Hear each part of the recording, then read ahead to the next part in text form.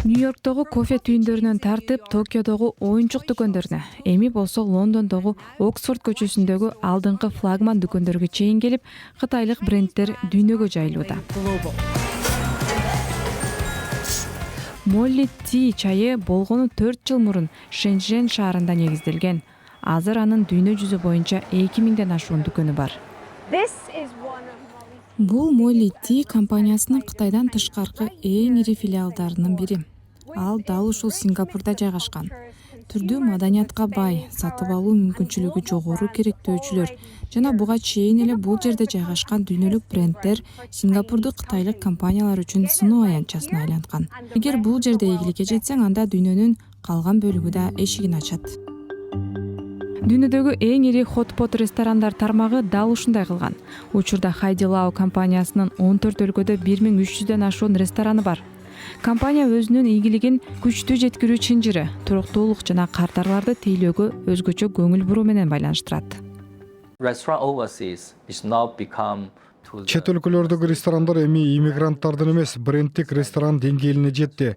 Менимче бул чет өлкөлөрдөгү Кытай ресторандарынын эволюциясы болуп саналат. Мисалы, Калифорниядагы биздин ресторандардын биринде кардарлардын 50%дан ашыгы азиялыктар эмес.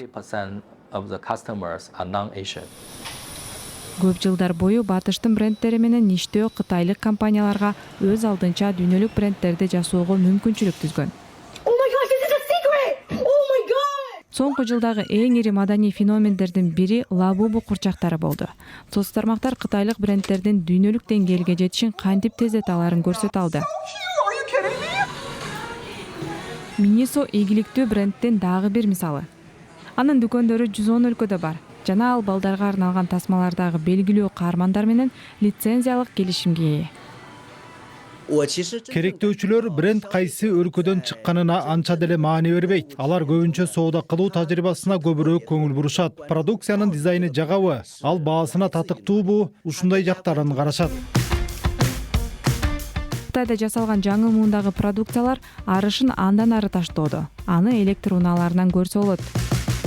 BYD бул тармакта дүйнөдөгү эң ири электр унаа өндүрүүчү болуп, Тесланы артта калтырды.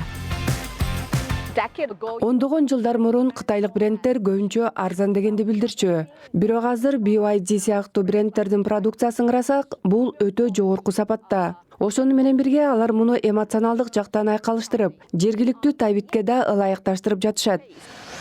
Бирок кыйынчылыктар дагы деле бар. Тарифтерден тартып саясий көзөмөлгө чейин. Ошондой эле айрым брендтердин өтө тез өсүшү боюнча суроолор да жаралууда. Эгер алар дүйнөлүк аренада атаандашып, жеңип чыга калса, бул жөн гана бизнес үчүн пайда алып келбестен, дүйнөнүн Кытайга болгон көз карашын да өзгөртүшү мүмкүн.